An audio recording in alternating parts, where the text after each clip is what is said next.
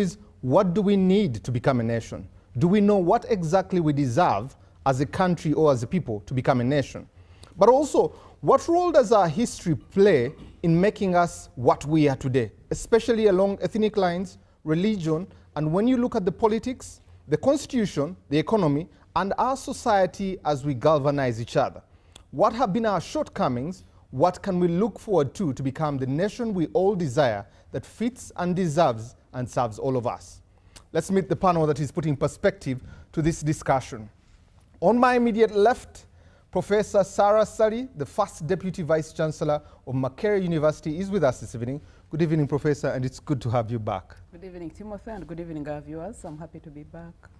Making a maiden appearance on our show, Arthur Isiko, who is the treasurer at the Uganda Law Society, is with us this evening. Arthur, thank you for joining us, and it's a pleasure having you. Good evening, viewers. Thank you so much for hosting me. Good evening, fellow panelists. Next to Arthur is Honorable Medad Lubega Segona, the Member of Parliament representing the people of Busiro East. He's with us this evening. Honorable, good evening, and it's good to have you. Hello, good evening, Timothy, and to the viewers and my colleagues. I'm pleased to meet my boss, Professor Juma Awaswe, with whom I worked for close to 10 years. Oh. Yes. Wow. I hadn't seen him in a long time.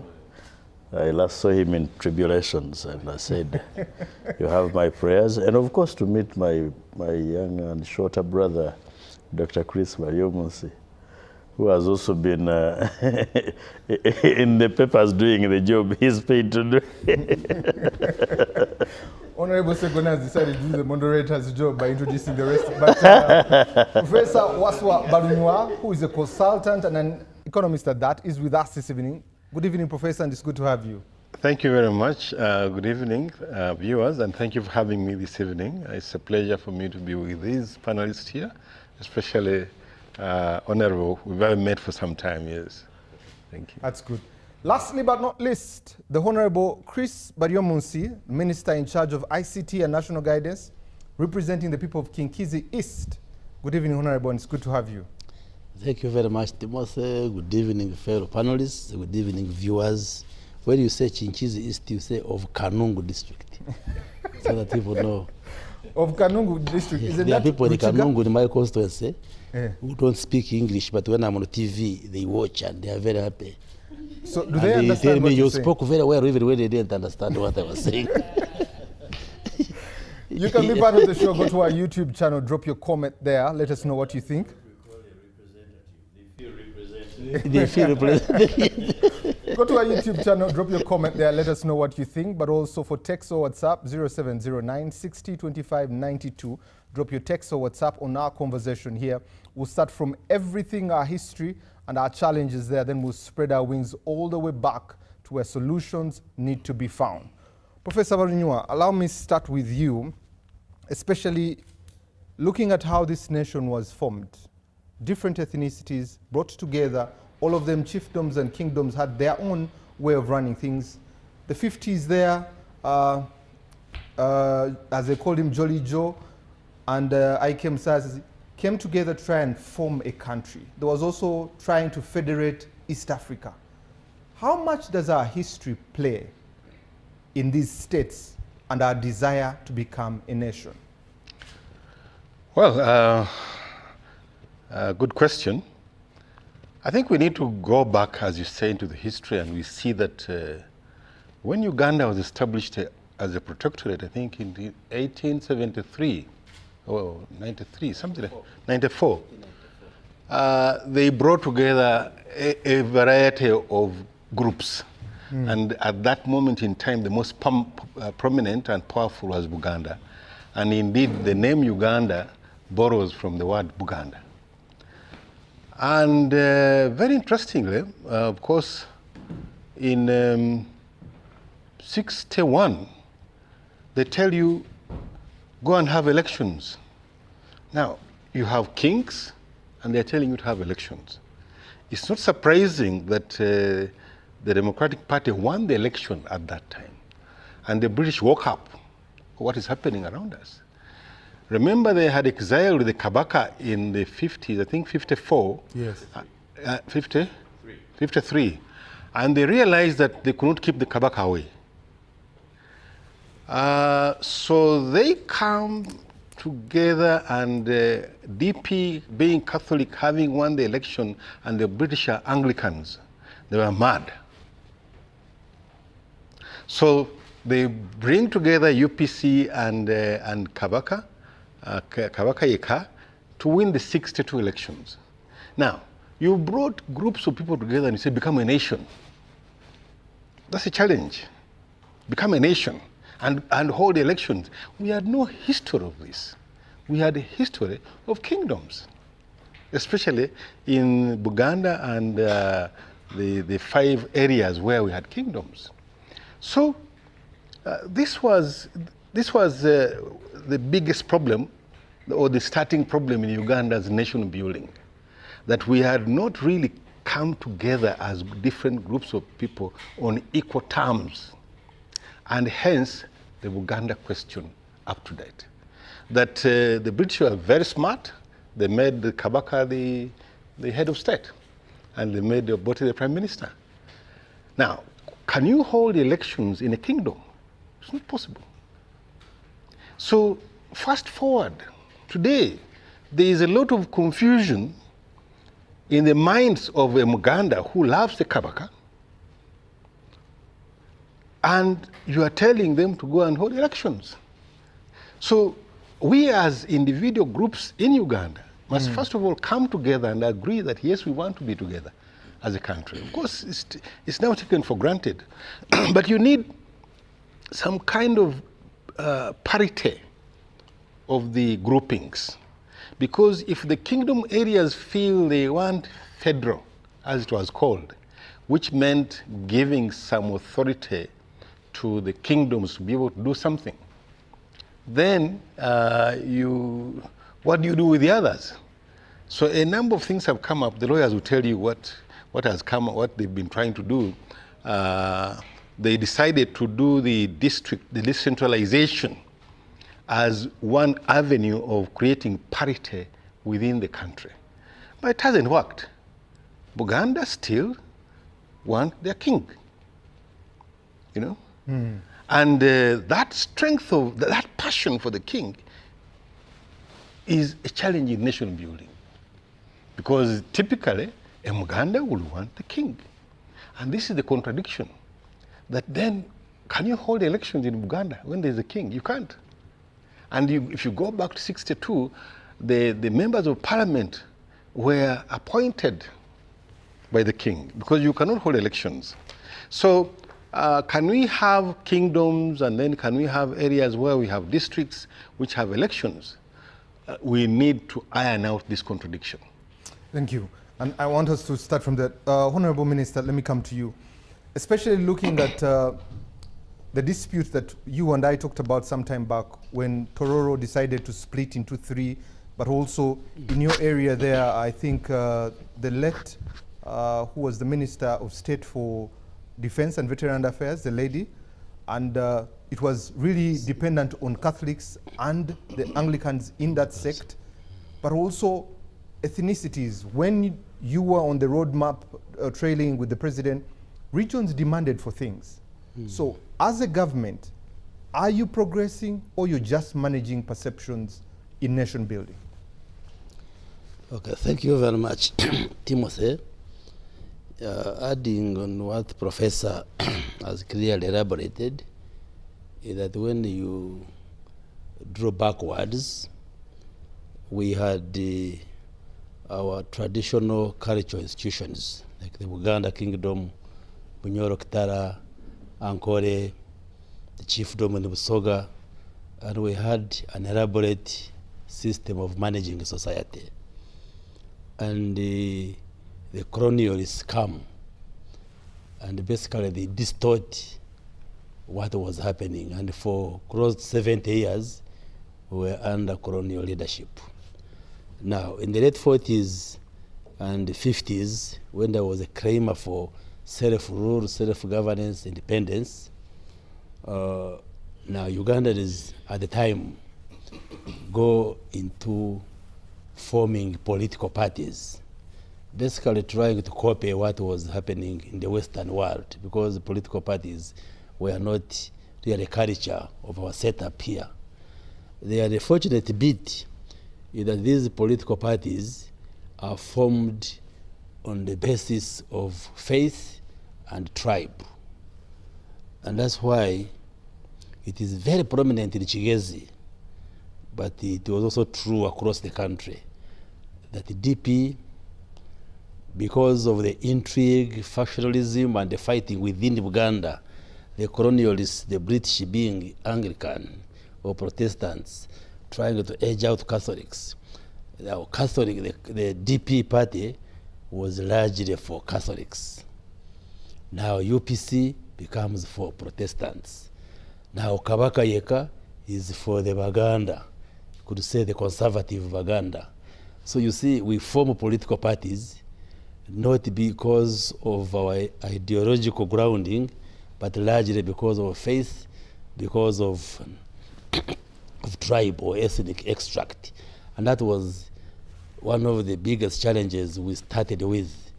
And that's why, like Professor said, when elections which were prepared to usher us into independence in March 1961 were held, Uganda boycotted. Now DP wins elections. And then the colonial powers said no. So how can the DP Catholics win? Now they had to organize another election in April 1962, where now UPC, for purposes of this debate, I can say UPC stroke Anglicans now have to go into a marriage of convenience with the Kabaka Yeka, I can say stroke Baganda, to form an alliance to edge out DP. And that actually partly and largely speaks to the confusion and the challenges we have had post-independence here in Uganda. Because you recall that in the independence constitution, there was a provision to have the issue of the lost counties resolved, the Buyaga and Bugangaizi, through a referendum 2 years after independence. And indeed, when the referendum was held in 1964, and the people resident in those counties opted to go back to Bunyoro, the Kabaka, who was the president, refused to sign. He said, how do I give away part of my kingdom? So there was that confusion between nation state, then the kingdoms, and so forth. And now Obote, Prime Minister Obote, who had the executive powers, says, I'm a prime minister, I will resign. That is what led to the 1966 crisis, where the president and the prime minister disagreed on that fundamental issue, meaning that even the marriage between the UPC and Kabaka Yeka was really just a marriage of convenience, not something that was rooted into UPC for the sake of taking Uganda forward. So the way and of course the way Uganda was formed, it was a process of bringing different nationalities and piecing them together. You have Uganda here, you have Ankole there, you have the Nilotics in the north, you have Karamoja, the Ateke, Karamoja and the Bateso, West Nile. People probably who were like independent of each other, they come together, artificial boundaries are drawn, and they say this is Uganda. And that has definitely been a challenge. There have been an attempt, progressive attempt to appreciate that we are Ugandans, but still, when you have a macroscopic view of the country, people still see themselves as the Bachiga, the Baganda, we are from the north, we are Banyoro, that element is still there. So it is a process. We are still continue to build the nation, but because Uganda is a combination and an amalgamation of different nationalities, it will still take a lot of civic engagement, civic education, educating our people to appreciate that sense of patriotism, that even when we are diverse in our faith, in our ethnic extract, in many things, but we must appreciate that we must coexist as Ugandans, There are areas, for instance, where we see emergence of religious sectarianism coming up, like the Chigezo where I come from. When you offer yourself as a candidate, they just say, where does he pray from? We will go for a function, at a religious function. They say, why did he contribute 1 million at an Anglican function and 500,000 at a Catholic function? Those things are there. So we still have a lot of work to do. It is Samora Machel who stated that for the post-African, post-independence African state to thrive, religion must die, tribes must die. Not dying in a sense of killing them and saying no religion, but we must go beyond these small divisions of religion, tribes, and so forth, if we are there to build our nation, Uganda. So, yes, a lot of progress has been realized over time, but challenges still persist, and all of us, irrespective of which space we occupy, we still have a lot of work to do as we build the nation state called Uganda. It's going to be 64 years of Uganda's independence this year. 40 of those years have been the NRM that is there. There's a lot of public mistrust, especially I was scratched one day and someone jumped out and said, Banyankole mwe. When you look at that intrigue and the undertones that are in the country, why does the public mistrust any person in leadership to be able to forge the nation moving forward? Well, the theme of today is constitutionalism, patriotism. I want to thank my colleagues who have given us the historical background, but it doesn't stop at that history. As you said, to date, those elements still appear. I must say that there's no problem with someone identifying as a Muganda, as a Msoga, and so on and so forth. Because even if you go to Europe, those tendencies are there. Today, Putin tells you, I'm fighting Ukraine because they are mistreating people who are Russian-speaking. I think quite a number of countries across Eastern Europe, Putin feels a duty to rescue them. If you go to Iran today, you find that they call it the Kurds or Kurds. The Kurds, even within the single religion, you'll find their sects. You'll find the Sunnis, the Shias, and so on and so forth. Even when you come to Uganda, you'll find somebody describing himself as Sunni, Shia, Tabligh, and so on and so forth. The only thing that would mitigate all that is the conception of the idea that with all those differences, there are certain things that bind us together in terms of objectives, aspirations, and so on, depending on where we want to go. The issues that have been raised, and that will be constitutionalism, because the constitutional spirit will bind you. The letter of the Constitution will bind you.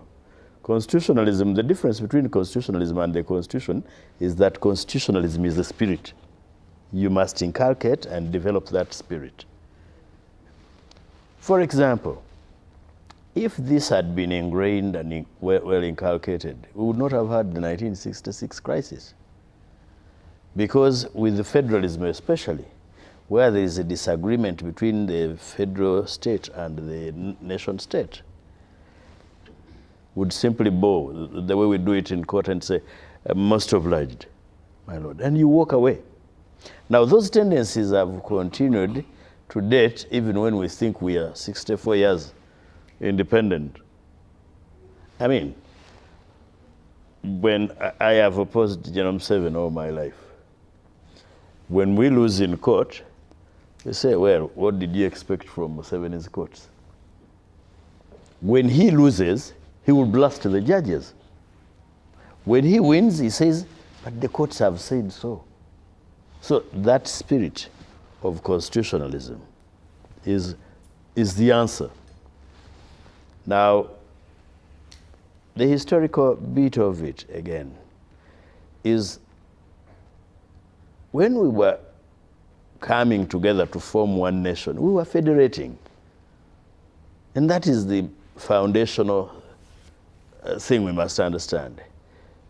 With the federation, there were independent states that were coming together, agreeing to form one country and give away or cede part of their power.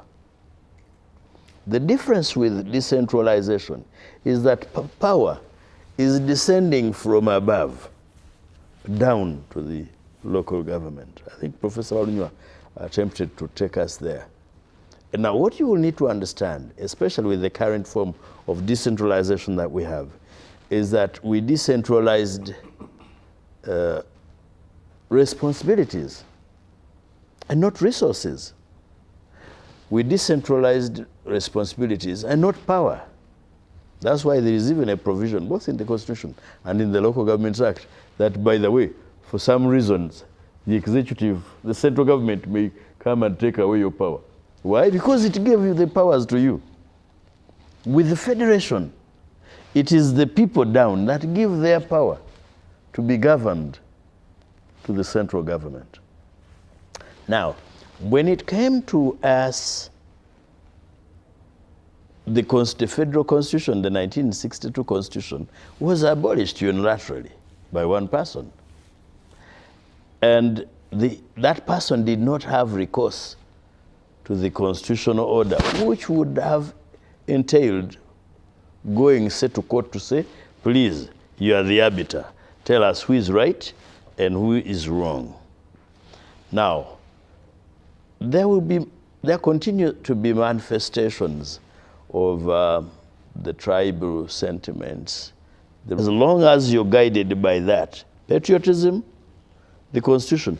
If you go to Europe, again, the United Kingdom, the United Kingdoms, the United Nations, until recently, there was an overt war between the central government and the government in Northern Ireland especially. When you go to Wales, they do not see themselves as Britain. Especially when you go to Northern Ireland, it's even worse. At some point, they resorted to war. The solution is be governed by the solution, by a constitution and the spirit, which is constitutionalism. Finally, when you, yes, this concept of elections, it is true that we have these kingdoms and we hold them so dear. It is also true that the method used by the British in giving us power after disorganizing the system they found here, because we were doing it very well. We would even have united, by the way, without them. Because Uganda is a classical example. At some point, Buganda had three counties, Maokota, Busiro, and Kyadondo. But even Kyadondo did not go far. Kyadondo extended as far as Kitezi here. That's why there is called Ekitongole Kitezi, Okutega. That was the fort, and the officer of that regiment was called Mutezi. And his work was to make sure he guards the kingdom against invasion from Bunyoro, here in Kitezi. So, but you can see by the time the British came, we had expanded towards Busoga, we had gone up to Njiru. Towards Zankore, we had moved up to Kabula. But look at the three counties, Kochi, joined Buganda by an agreement.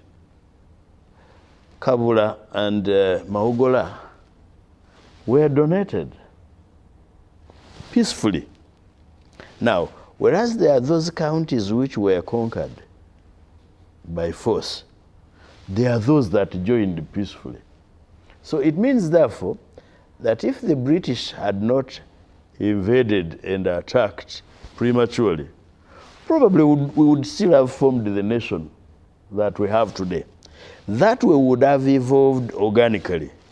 But now it became mechanical that the person who came and conquered you, whichever way he conquered you, whether by force, at some point by anger, then King Kabalega had to be exiled. You remember they were captured in northern Uganda. By the time they were captured, the biggest resistance was the fort at Dokolo. Dokolo. That's where they were captured from. And who were fighting for them? The Langese. Because the Baganda they had fled with, kept diminishing. This was a war with a powerful state. But the people from Dokolo, the Langese from Lango, were the ones protecting, fighting for these two kings. So the process was hijacked, admittedly. But can we continue lamenting 64 years into independence that, oh, these people forced us together? What is it that we have done, we ourselves, to distinguish ourselves from the colonial masters who had no interest in how we manage ourselves, by the way? It was in their best interest that actually we mismanage ourselves, because that way they would divide us, they would take our resources, and so on and so forth. So I think we should also stop lamenting. How long does it take a human being to understand the importance of a constitution in regulating social order? Chris is my friend for a long time. I was his lawyer before he got spoiled and and ran back to where he belongs. We are that close. No, he didn't pay. It is okay, he didn't pay. It was pro bono. But we shall sort ourselves. But I don't even know which religion Chris professes. I don't know. It took me so long to know that Professor Wasabalunywa was a Juma. Because it's not my business. I don't even know you. I know you as a young man. I know Timothy as a young man who moderates very well. By the way, I'm impressed. I don't know which religion you belong to, because it's my business. What my business is, he's my treasurer. When I was giving him my vote, I did not ask him, you, which religion, which political party, and so on, because they are so petty and parochial. But how long does that take us to know, especially at the level of leadership?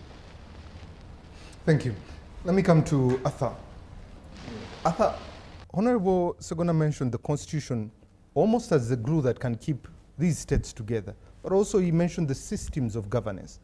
When you look at our history and look at the governance we have now, the NRM government tries to balance regions by allocating ministerial roles to different people there. It will try to ensure that each balance of region is covered there. But also the Constitution has been what he says could be the glue. Yes. Can it be the glue that brings social order in this country, but also the system of governance, of really patronage rather than, how does that work? Yes, thank you so much. Indeed, I've listened to my seniors and how they have laid that background, the history. Unlike them, me, I've grown up in the NRM government. I've only seen the NRM government. And I understand they've been giving that history of kingdoms, how we are forced to come together as a nation.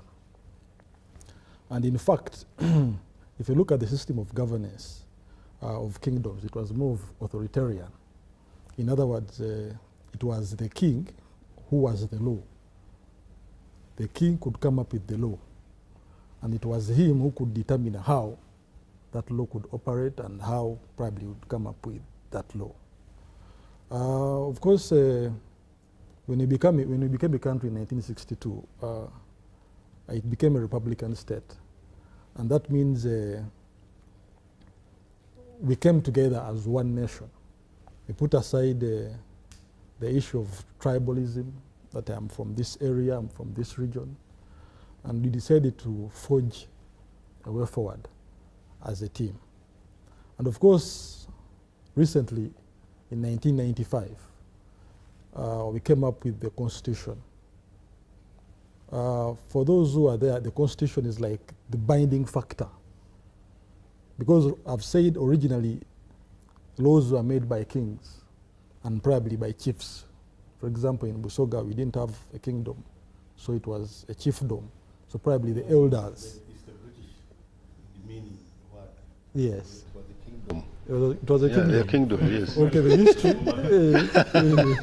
the history kingdom we of have, at least the history I've read, like I've said, yes, the history that I've read says chiefs. But of course, we have seen the transition. We had the Chabazinga, literally, who is, can compare him to the Kabaka. So we have seen the transition. But what I'm trying to say, that we came up with the Constitution in 1995 to superglue and come up with regulations that could actually determine how we operate.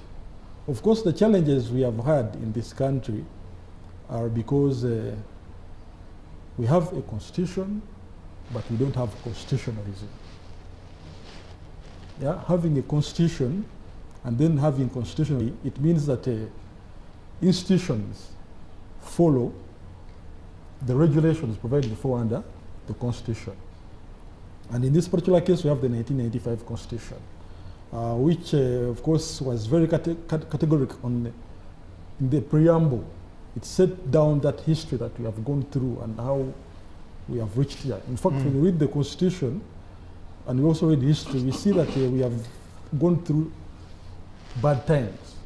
And those are times we, especially we as the youth, wouldn't actually want to go back to, because when you look at the issue of national development, there is a way it affects development. So when we come up with that constitution, there were key principles that we came up with, and one of them was the issue of rule of law. And by rule of law, basically, it means that people shall be governed by the law, and the law shall be equal before each and every person. Of course, there is that narrative in society that probably some leaders are more superior than the law. And that is a wrong perception, though it is the perception in society. And also there is that perception that a rich person is above the law. Omwavu tasinga musango. So those are all narratives that the constitution of this republic came to diminish. To say that no, all that should be put under, and we should appreciate the fact that we should have rule of law. Of course, like any other government, we talked about the modes of governance in the country. We have decentralization, of course we have an executive, we have the legislature and the judiciary. There is also that important principle, especially when it comes to constitutionalism, the principle of separation of powers. And that is very, very important, because it guides how the various institutions, especially the ones that run the country, should operate.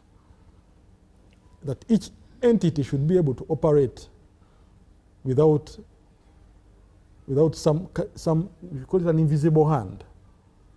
They should be able to operate independently and perform their duties. My senior here is in the legislature. So in the performance of their duties, in the legislation, when they come up with the laws, they should be able to do things independently without any kind of interference. And of course, the same with the judiciary. And that is why of recent, we have seen the Constitutional Court coming up with the judgment recently on computer misuse, where without even any interference, I've said the legislature in coming up with a certain law, they didn't follow the principles or the procedures, and that is all constitutionalism. Yeah, that when you are governed, you're supposed to follow certain principles. So when the parliament was coming up with the computer misuse, the amended Act of 2022, they didn't follow the procedures. There was an issue of quorum that they didn't actually confirm that at that time there was quorum in reading the regulations and in the passing of the entire act. There was no evidence to that effect. And we see that the judiciary has come up with such a ruling. So we believe that constitutionalism entails such principles: rule of law, separation of powers, and of course protection of human rights. This constitution that we have has an entire chapter 4, we call it chapter 4, which gives the rights, it stipulates the rights of every citizen, the derogable and the non-derogable, the right to life, yeah, the right to engage, association, expression, yeah. So such rights have been protected because of constitutionalism. Of course, there are challenges, as you can see. For example, talk about association, civic engagement. Recently, we had elections. We saw that there was a reduction in the civic engagement of the citizens of the country. If you look at the percentages, almost with the presidential 52, with the local government it was even lower. Yeah, we call that civic engagement. Those are all rights that a person should be able to determine the kind of leadership that should actually govern him. Okay. Yeah. Thank you. Yes. Professor Sarah, when we hear the history that has come from the three gentlemen on the extreme left there, and you also look, we've been here, we've talked about nation building, you and I, and we've tried to find that thing.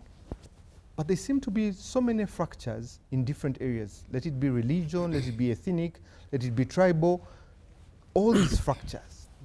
How much have they dented us becoming a nation that we all desire? Thank you very much, Timothy. I think even your question is a little bit problematic.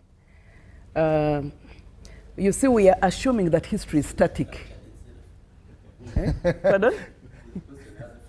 Yes. So you are assuming that history is something which occurred in the past.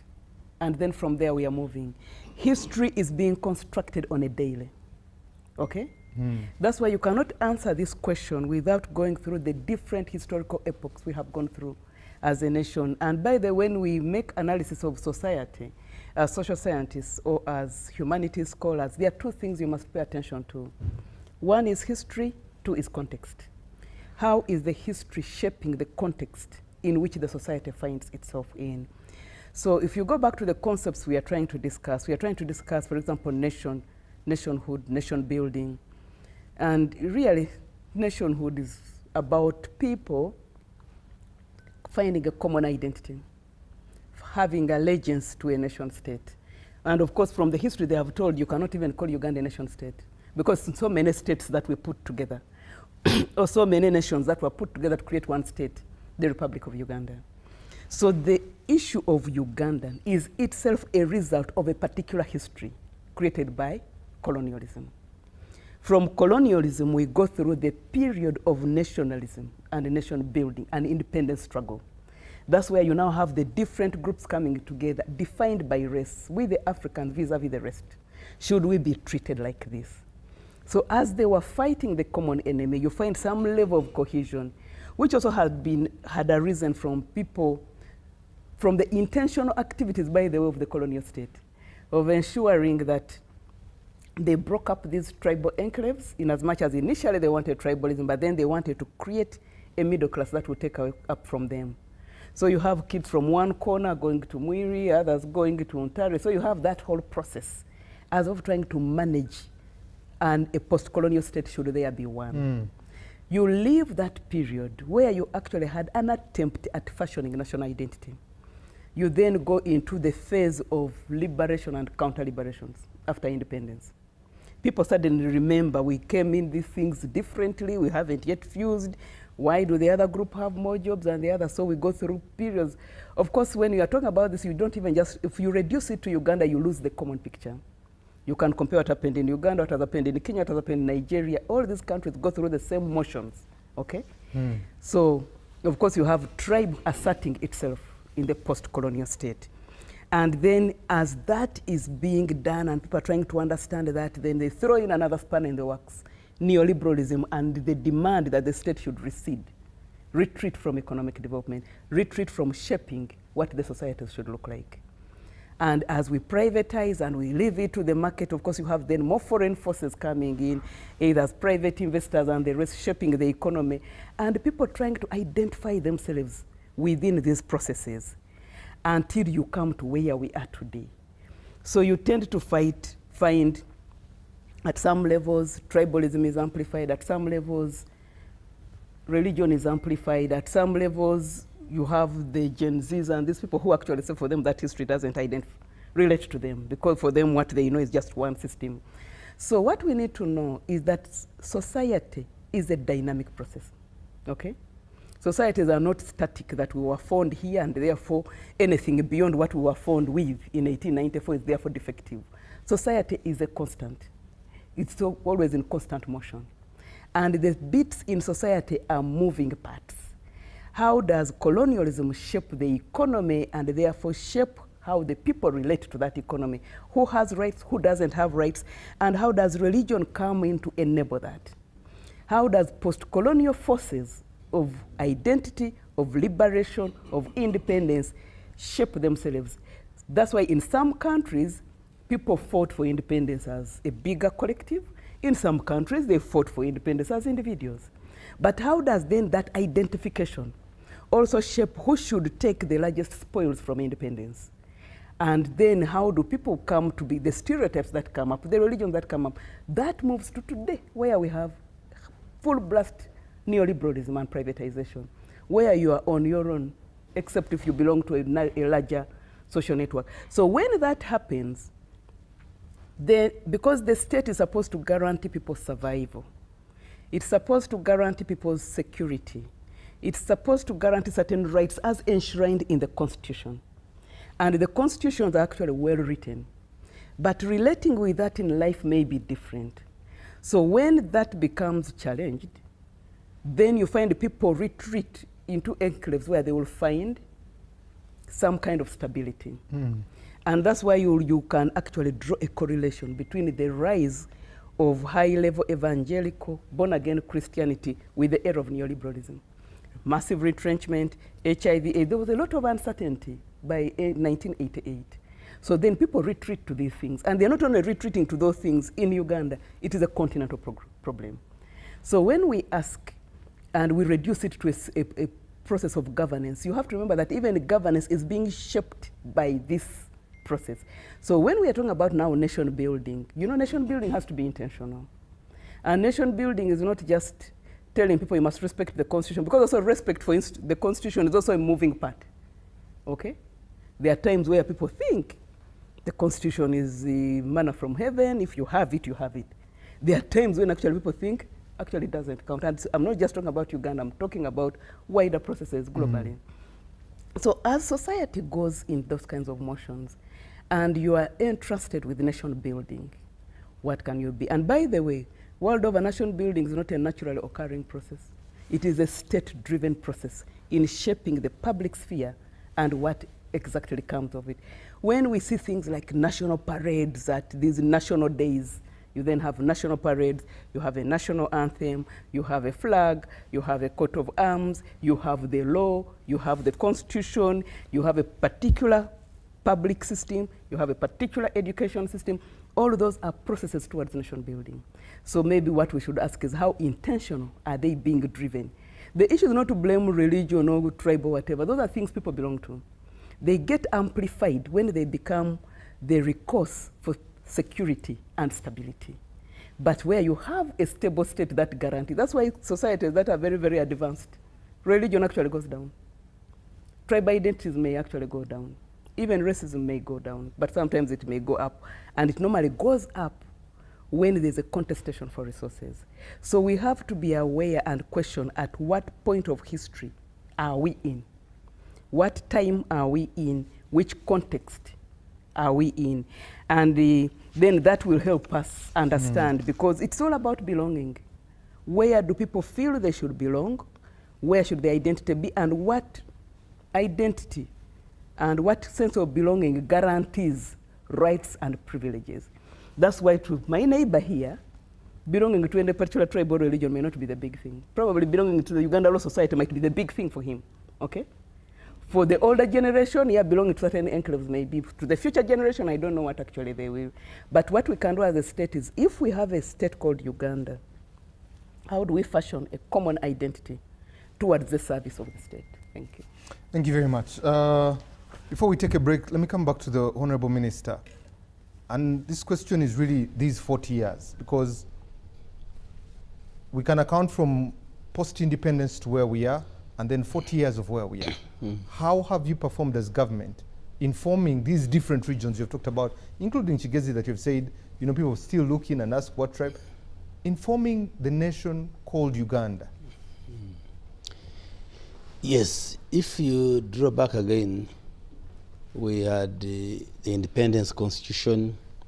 It is overthrown and replaced by a constitution written by one person. President Amin comes in, suspends everything, suspends the parliament, bans political parties, he rules by decrees. Then you get Obotetu.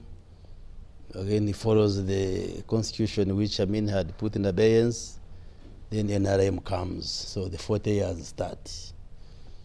And 1995, we have the 1995 constitution, which has driven us for this period. And my view is that we have done fairly well in terms of trying to achieve national integrity, despite what we are saying, given how we started. But over time, Ugandans now appreciate that even when we are diverse in different ways, but we have common values, we have common interests, and I think we have tried to forge that national unity. For instance, when you look at NRM over time has become a national party. That's why you will find it having representation from Western Uganda, representation from the north, representation from the east, representation from the center. It has that national character in nature. And it has tried to galvanize that unity. So in the last 40 years, and as you know, NRM is built on 4 ideological pillars. Pillar number 1 being patriotism. And this was deliberately crafted based on the history which we have described, that when the political parties came, they were formed on the basis of grievances related to faith, related to ethnic affiliation and so forth. So NRM tried to cure. So even when we say there are still tendencies of religious sectarianism, tribal, but I think they are on a declining trend compared to where we started from. So to answer your question, how have we fared in the last 40 years? I would say we have made reasonable progress in the right direction. So okay, let me read some feedback and we shall come back to that, especially looking at the smirk on Honorable Seguna's face. I hope Yes. you'll give us an answer on that. Thank you, Timothy, for the show and for the topic. I'm Lumumba, following from Arua. I have 2 questions. How does constitutionalism shape the principles and the structure of a nation? In what way can patriotism either strengthen or weaken citizens' commitment to upholding those constitutional values? Okay. To what extent is authentic nation building dependent on the balance between constitutionalism, patriotism, and what are the risks of one emphasized at the expense of the other? Very pertinent questions there.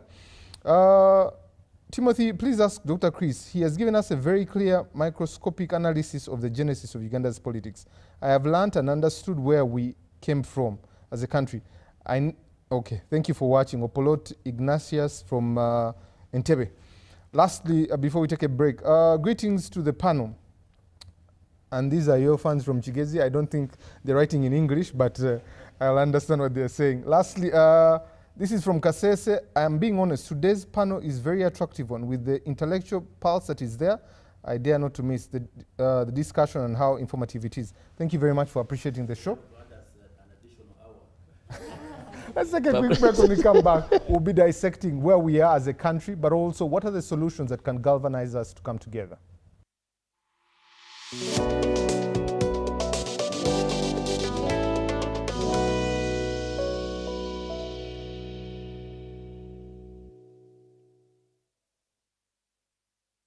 So, Muchala, Yes, Daddy. you know the children are going back to school and things are a bit tight. For now, why don't you take half of the fees to junior school? And for the school van contribution, we shall pay later. Daddy, why don't we pay using MTN Momo, where we stand a chance of winning school fees for a whole year and more? By the way, you can also apply for a school fees loan, and also participating schools can win a school van. That's right! Win school fees for a whole year and more. Get Momo goodies and a school van for participating schools. You can also apply for a school fees loan. Simply dial *165*80# or use the Momo app.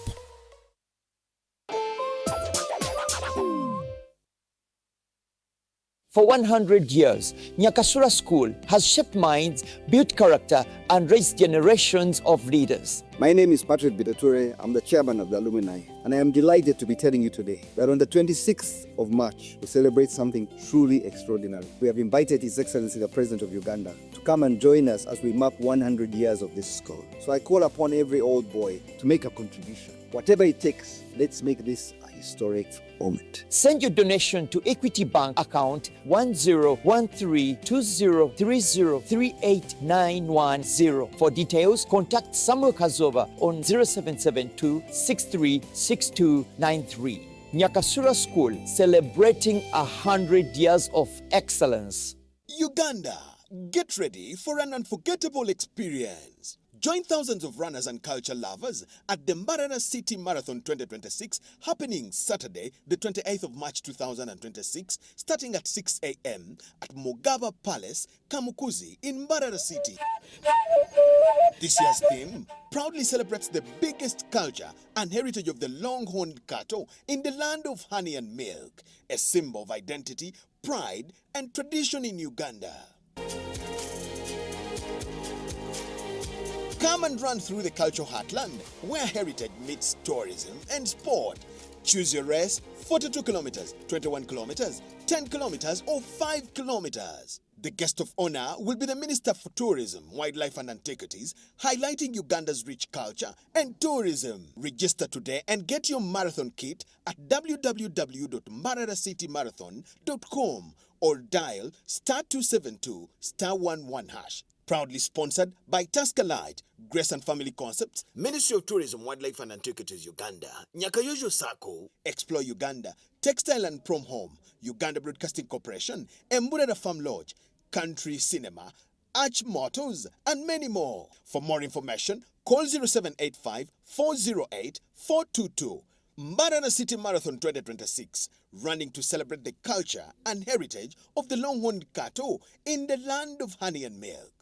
The government's core mandate is to maintain law and order, safeguard citizens' rights, and provide essential public services. Remember, one of the pillars of a roadmap is innovation and entrepreneurship. There has been this question of how are you protecting our indigenous seed? It's going to be a tall project that answers somebody's question. The Front Bench has brought you insightful discussions on governance, security, healthcare, justice, and commerce. When you go through this complicated procedure, involve the lawyers, you bring the case against him, the judge will hear you out and pass judgment, and you're out of court in record time. We remain committed to keeping you informed and engaged on key national matters. So these are huge, these are powerful organizations which now Uganda chairs. Why don't you come together? If we haven't migrated to the e-card because of various reasons, including that not all the people of Uganda have smartphones. You can sit in your house, apply for a passport.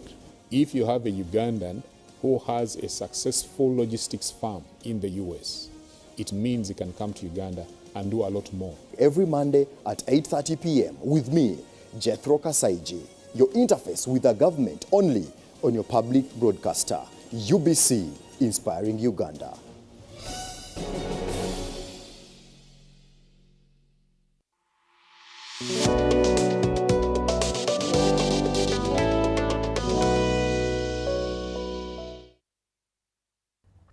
Welcome back from that quick commercial break here on Behind the Headlines. My name is Timothy Nyangweso.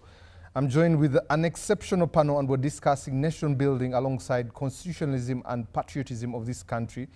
where can we get that and galvanize our country come together? But let me read these two messages and then come back to the minister there. Thank you, the team from Behind the Headlines. The issue highlighted are more important to have on our Uganda's rise to the next generation. Honorable Segona has said that he has opposed the NRM all his life. The biggest challenge with Uganda's opposition is lack of ideological strategy, like the NRM. Why do you fight your own opposition members when you're understanding the fighting in the ruling party? Like now, you would be planning. Interesting. Lastly, good evening, Timothy. In Uganda's context, constitutionalism, patriotism, nation building are interconnected, and constitutionalism provides a framework for governance, while patriotism inspires citizens to prioritize national interests. National building leverages on those elements to promote unity and development. President Museveni emphasizes patriotism, Pan-Africanism as key to Uganda's prosperity. However, challenges persist such as diminishing national pride, religionism,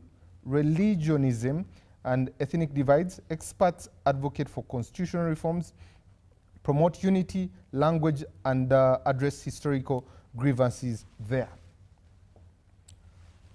Honorable Chris, we have seen our history, we have seen the 40 years of the NRM, and we're still not moving in our desired direction. What makes the NRM the most exceptional party to get us there? Well, like I have said, NRM was formed as part of the answer to the challenges we're facing, especially post-independence. If you read the writings of President Yoweri Museveni, as a young person, as a student, he was observing how Uganda was being governed. You recall even when he stood for elections in 1980, he kept challenging the status quo, threatening to go to the bush and establish a new constitutional and democratic order in Uganda, which he did. And he did, that's what informed the ideological principles and pillars of the NRM, which include patriotism, Pan-Africanism, socio-economic transformation, and democracy.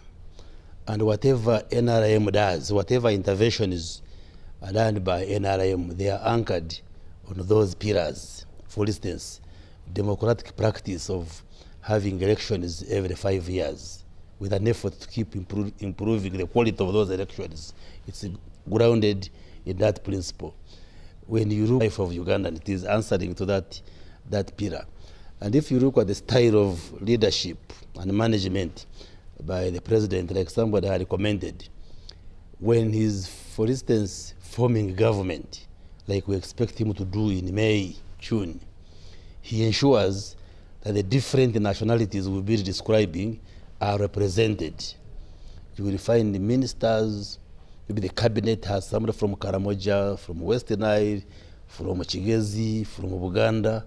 Is it so that Honorable Minister, is it representation or competences? Because unfortunately, you and I were here when Honorable Mara was seated exactly where Honorable Segona is seated, and we're discussing the speakership of Parliament. Yes. He said the president is from the West, the vice president is from the East, the third in command is from the East. He went on to say the fourth in command, who is the deputy Speaker of Parliament, is from the West, and said, no, Honorable Mao is trying to fit into that arrangement. Aren't you just making these religions and tribes in a new form now? No, there are positions which are elective, like Speaker, like Deputy. Then there are those which are appointive. But at least you know it has been his style and culture to balance the different interests. For instance, of course, he looks at competence, but fits that competence into representation of different interests. For instance, would you be happy, given the reality in Uganda, to have maybe a cabinet of professors from Chigezi who are Catholics? And that's the cabinet. Do you think Ugandans would be happy? Much as they may be professors, very competent, but they are from Chigezi, and maybe they are one religion. It wouldn't work.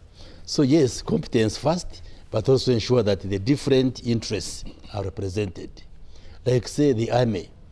When we were growing up, we knew soldiers, the Ugandan army, were from the greater north of Uganda. That's how the colonialists had constructed the arrangement. This had to be reversed. Now there are quotas from every district when UPDF is recruiting to ensure that the Bafumbira from Kisoro are there, the Rugbara from Western Nile are there, the Karamajongo are there, the Basamia from Busia are there, so that it becomes a national army, not an army that is representing one ethnic group. So I think NRM has tried to level best to integrate the nation so that we all see ourselves as part of the process of building this nation. And the spirit of constitutionalism is there to a large extent. The example the lawyer, Law Society was saying, where the courts, I think yesterday or the other day, nullified sections of the Computer Misuse Act. You see, in legislation, much as individual backbench members can bring a law, but the executive largely initiates legislation. We propose legislation, and then the parliament now legislates, enacts the law. The president assents to it. It has said no, these sections of the law, the process of passing them didn't meet the basic benchmarks, the benchmarks. There was no quorum in the parliament. There's some element of infringement of human rights, and now it gets back to us. Like we are going to discuss with the Attorney General either to appeal the decision or rewrite the law and bring it back, because it comes from my sector of ICT. So that's constitutionalism, that's rule of law, ensuring that the constitution which we put in place can work. You commented on the issue of amending the constitution. The constitution is a living document. Chapter 18 of the constitution speaks to amendment, and there are provisions of how the constitution can be amended. So, and I don't see any problem with that, because those who wrote the constitution did so, 95, and they said those in the future who will be there, should they feel there is a need to amend any of these provisions, there are those which are entrenched, there are those which are not entrenched. This is how you will do it. And as long as we follow the constitutional and lawful processes to amend the constitution, there should be no cause for worry. Thank you. Yes. Let me come to Professor Balinywa. In the 50s, when Jolly Joe was trying to canvass the country, the slogan was independence now. When we got to when the Kabaka had been sent away, the slogan was the Kabaka must be brought back, and this galvanized the country everywhere. What is the one thing that can galvanize these states to become a nation? I think it is patriotism, but we need to define it. The Constitution, has been rightly said, first of all, the 1995 Constitution was, the formation process was wide consultation, and indeed it's a wonderful Constitution. But when you look at the practice, sections of society felt they had been robbed, especially the sections where there were kingdoms. They were never happy with it, and they are still not happy with it. So, and NRM, I must say, have been very smart at this, because Obote removes the federal, creates a republic, maintains the republic, Obote comes back, maintains the republic, and in 1993, we restore kingdoms as cultural institutions. And in 1995, we enact a constitution, is it proclamation, a constitution, which is a republic constitution.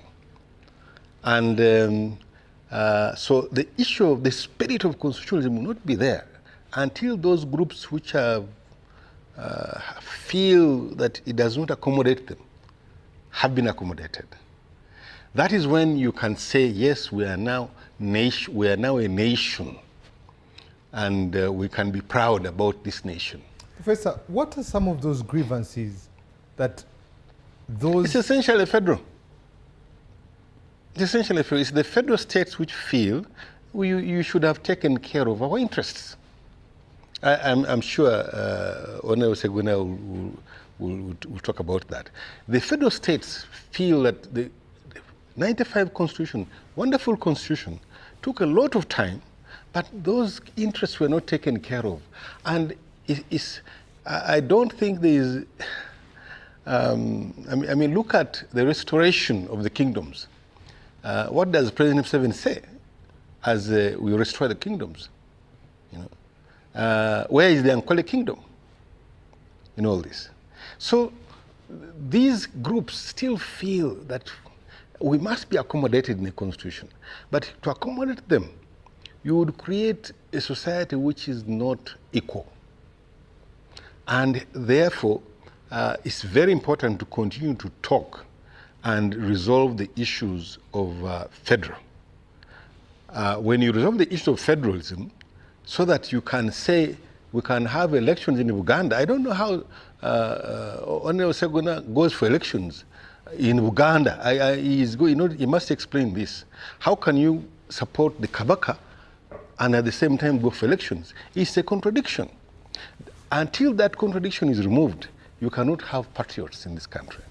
So Honorable Seguna is not a patriot because he believes in Uganda as a kingdom, and like many other people from kingdom areas who believe in their kingdoms, and at the same time, okay, we are now Ugandans. So it is patriotism, the love for our country, that will make us build a nation. But we must resolve those small issues, not small, major issues of how do we accommodate kingdoms? How do we accommodate them? Remember, the kingdoms have no capacity to tax. There is no government. If it has no capacity to tax, you can call a government. Even the districts, the local administrations, that small taxation they used to have was taken away. So there was over-centralization of authority, and this impacts on patriotism, on constitutionalism. The other bit is the level of poverty in the country. I mean, if 80% of your people are in rural areas, 70% on agriculture, producing for self-consumption, you cannot start talking about constitutionalism to them. About 25 million Ugandans have never achieved P7. Wow.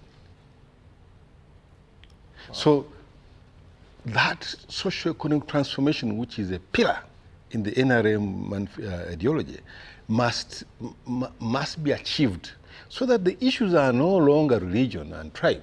The issues is there food on my table. Can I get a job? Now, the underpinning factor here is ideology.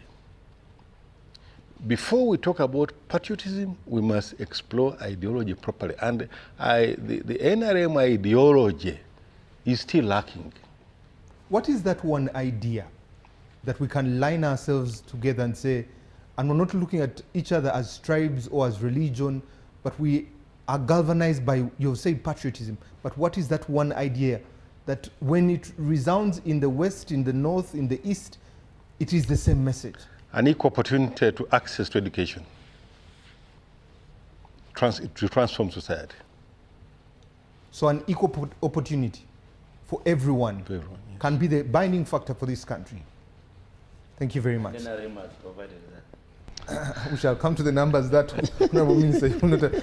Honorable Seguna, I saw you having a smirk when the Honorable Minister was speaking. I'll let you say something about that before I pose a question. No, I think at a purely theoretical level, Chris is right. Because I've also been around and heard President Museveni talk about patriotism, Pan-Africanism, and so on and so forth. As to whether he practices the same is an entirely different matter.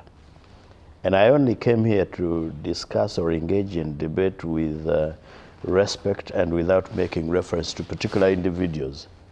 But if I started breaking down and dissecting how President Museveni has deviated from what he has been preaching over the years, I think one night is not enough for all of us. All I can say is this.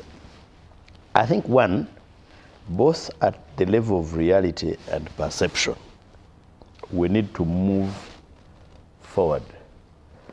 Because, I mean, if it is patriotic to amend the Constitution and remove term limits, and the only person who has ruled for 2 terms as enshrined in the Constitution is General Museveni, and he's the only one who is going to benefit from the amendment. If that is patriotism, I will have to look for my school fees from my English teachers, and they pay it back. If we are going to amend the Constitution to remove age limit, and the only person who has hit the ceiling of age, and therefore the intended beneficiary of that amendment is General Museveni, and you call that patriotism, I will still look for those people to refund my fees. If you're going to have, if you have a president who says, yes, I signed this constitution, but it's just a mere piece of paper, and you think you're going to promote constitutionalism that way, when the chief priest of the country is telling you this is nothing but a mere piece of paper, and then Chris comes here to debate with me and he says, this is, the NRM has done perfectly well. If I marked my students that way 15 years back, Barunya would have fired me. Okay? There are so many examples that you would talk about to say, I think we all sinned and we fell short of God's glory. We should simply repent. Now, this is a question that has been asked by Professor Balunya of how you can be patriotic and then you're saying there should be a king. I think that is what is called patriotism. Because when they were restoring these, the traditional institutions, I was in senior 3, or senior 5 maybe, when they promulgated this constitution in 1995.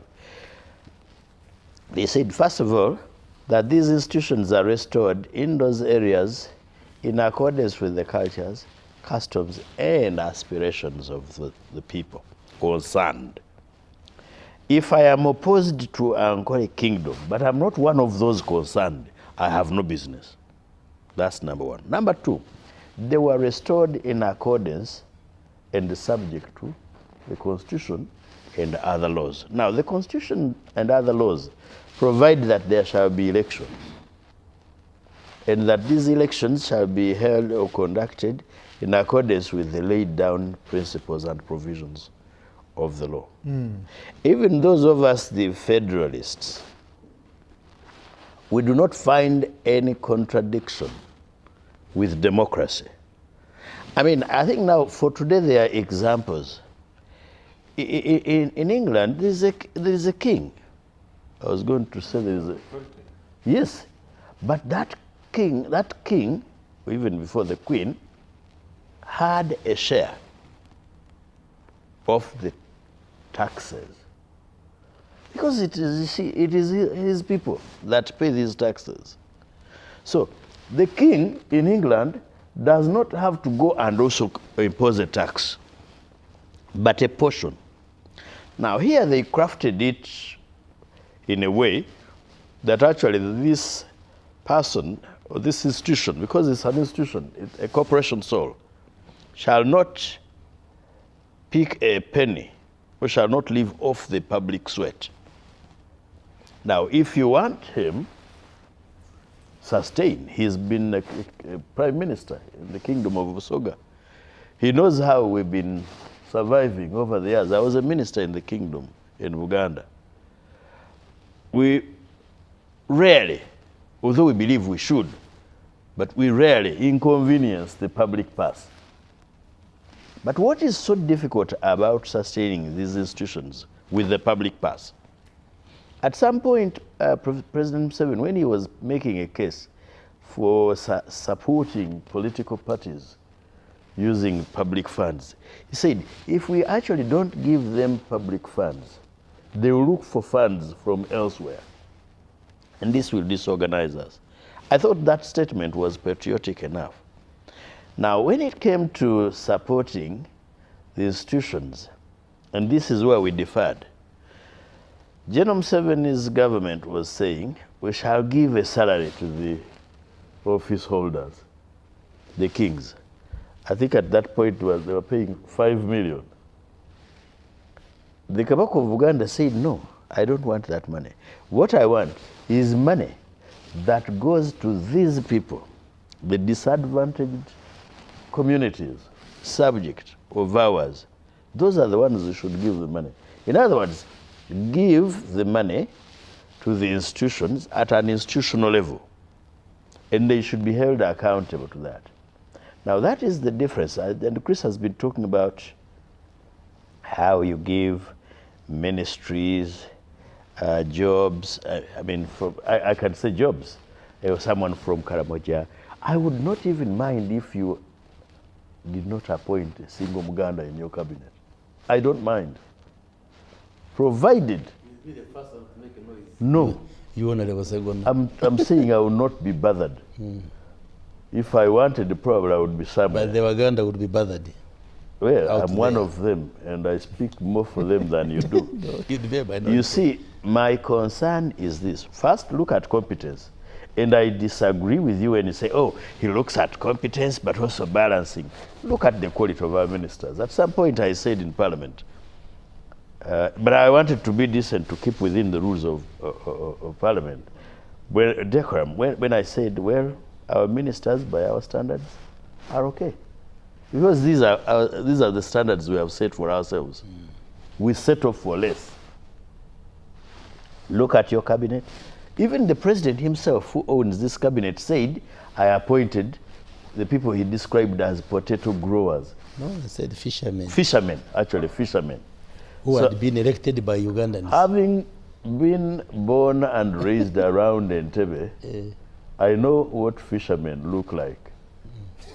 So when I look at you, Chris, now, I have a proper reflection of what I saw as a growing up young man in Ichitubulu.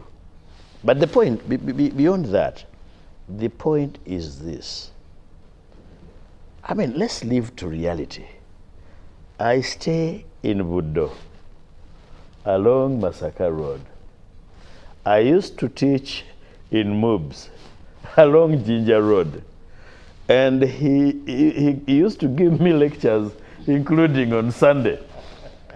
So I had occasion to drive along the two roads. And I know the number of sirens going to Masaka. I also know those going to Ginger. And there's not so much tourist attraction that takes people to Masaka on Friday and Saturday, and then bring them back on Sunday and early morning on Monday. The words spoken by both Chris and the president are very good. What we see in practice is deplorable. And that is not to say that the Baganda in Masaka, because General Museveni is a Muganda of Gomba, are benefiting so much from his government. Probably the Baganda of Masaka and Gomba, where President Museveni comes from, are very hardworking during his regime, and therefore they deserve to have what they have. Probably some of the things we see are exaggerated. Probably some of the people know how to enjoy the little power they have. So much so that the Baganda of Masaka feel a lot of power even when they don't have any. The ground, I mean, the thrust of the matter should be, how do we empower institutions? But including by empowering those ministers. Some of these ministers are even more miserable. So if you think that appointing somebody a minister makes him any different, they are even more miserable than you, Timothy, or myself. Why? Because President Museveni does not empower his ministers. He does not empower institutions.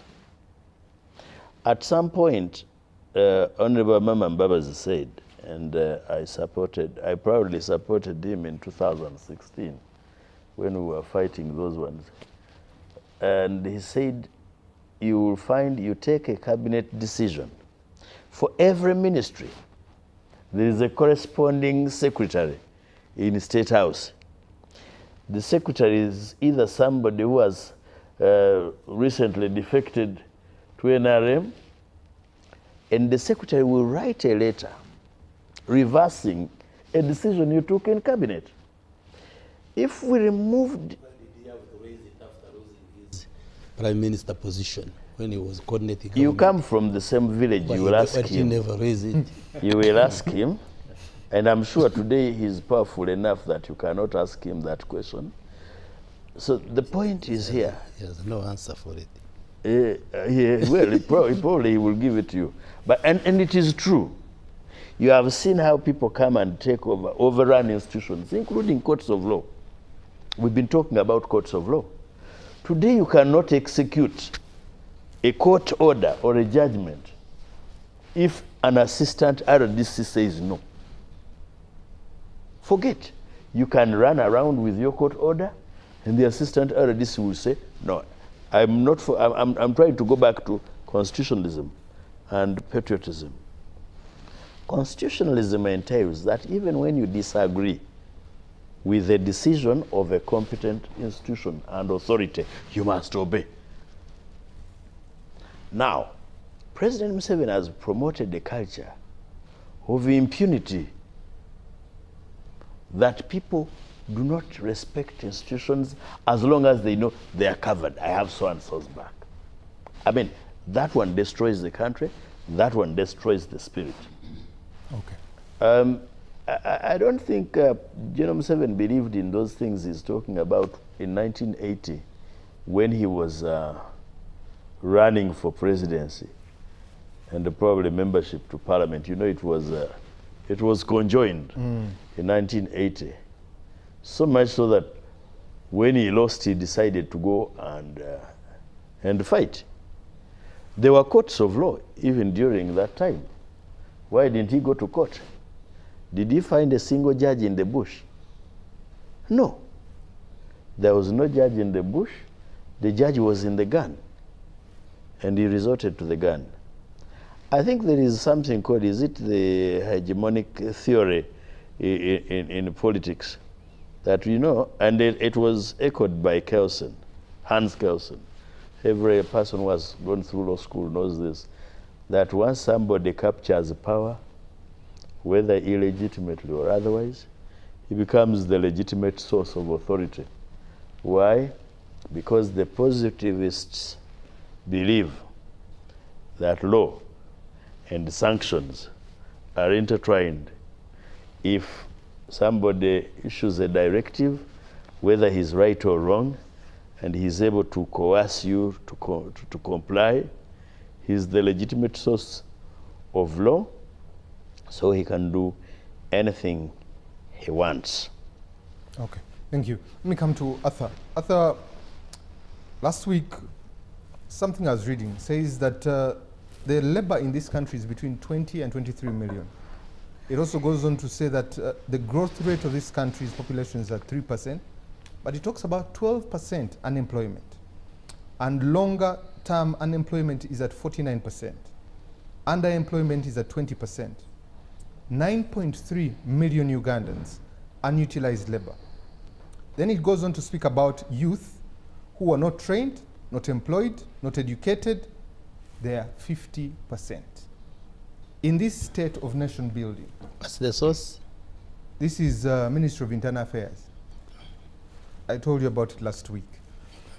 When you hear these statistics, and as a young person, and see that 80%, which was 55% of 0 to 18, then 19 to about 33, which is 22%, and you look at this youth population that is in boom, how do we leverage on our young people to build a nation that we all desire and we all can live in?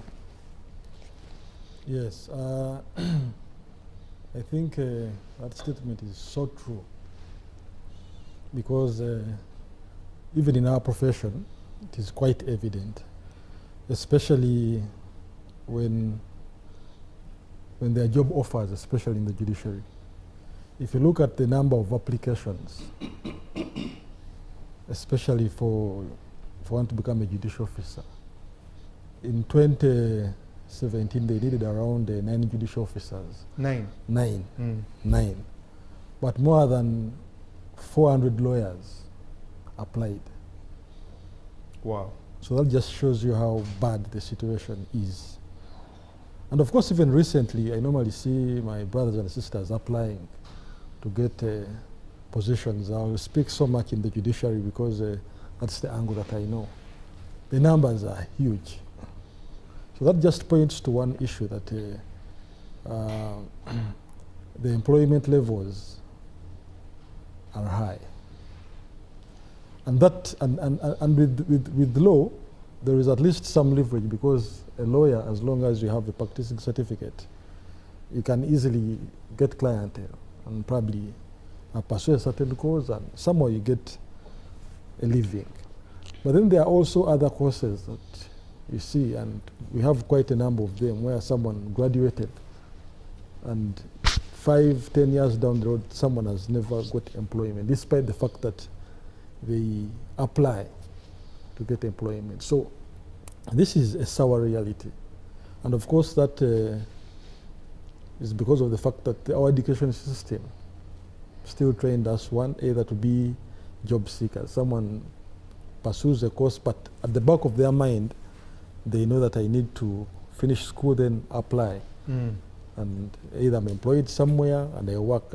And that system, of course, if you look at the history, it is because of the way the whites wanted to probably manage society, that you go and work in a mine, you work in a factory. So that is the setup that actually we have been brought in. And we have also seen probably our parents, they cherish so much the issue of employment. But I think the solution lies in changing, one, the education system, and of course that will have a bearing on the mindset. If people are trained probably to get skills, yeah, if they train people to have skills. In Uganda, when someone pursues a skill, they look at them as academic failures. If you pursue a course probably of a vocational skill, let's say plumbing, plumbing, name it, people perceive it that one is an academic failure. Probably he dropped out in P7 and is just trying to make ends. But the sour truth is that probably if we invested so much in skills, it could probably help our economy and could actually boost the economy of this country. Of course, not forgetting that we should take advantage of our setup as Uganda. We are geographically located in a place that can actually facilitate agriculture. Of course, these days we have challenges that people in the villages, in as much as they try to pursue agriculture, because like you say, the majority of them are in the agriculture sector. They rely so much on plowing and getting something. Of course, majority of them, it is subsistence, a garden to mouth. But if the government also injected money and probably gave them a hand and boosted them probably as a community, because, for example, in Busoga, you'll find some regions, they do a lot of probably engaging in growing of groundnuts. You find others growing maize. So if probably the government assisted such people and gave them that boost, it could actually help and pursue economic development in the long run. Thank you very much. Yes. Professor, you mentioned, history is in the making all the time as we're moving. You also mentioned that, we don't have to look at it in different facets, but we need to look at it in the two aspects you spoke about. But let's come to the diversity that we have as a country. Almost 55 or 54 tribes in this country. And we're all diverse with different ethnicities, different cultural norms. How do we galvanize our diversity to be a strength in building this nation? But Timothy, I think that's where I started from. That to understand society, you need history and you need context. So our context is diverse. Our history is that we have evolved over a longer period of time. I think there is a danger when you want a single silver bullet to resolve a multifaceted problem like that. Like I know you ask someone, I think it was Professor Walunya, you asked, what's that one thing? There's no that one thing in society. Society has to be looked at holistically. You begin by understanding. I know examples have been given here about the British state, and compare it with this one. They are different contexts, and they have been formed by different histories. One was an imperial power, one was a colonized power. Of course, the UK fought the Wars of Roses, which was 500-year wars. They managed to obliterate diversity. You have the king there as the head of state. He appoints the prime minister, he assents to bills in parliament. So the king there is not like kings here, okay? We have also seen different understandings of federalism. Understanding federalism in Uganda is about kings. Understanding federalism in other countries on the continent is not necessarily about kings. It is about territorial power. In Ethiopia, it's more about territorial power. In Nigeria, it's territorial power, but also with some levels of kings. What the literature shows is that where you have had federations or federalism on the African continent, it has been good for linguistic diversity. It accommodates that diversity, okay? But has not been very great at economic progression. It has not been very great at equal access to power. It has not been very great to conflict. Actually, in many places, it has been the source of conflict. So we should not look at one thing and imagine that one thing is what will resolve this society.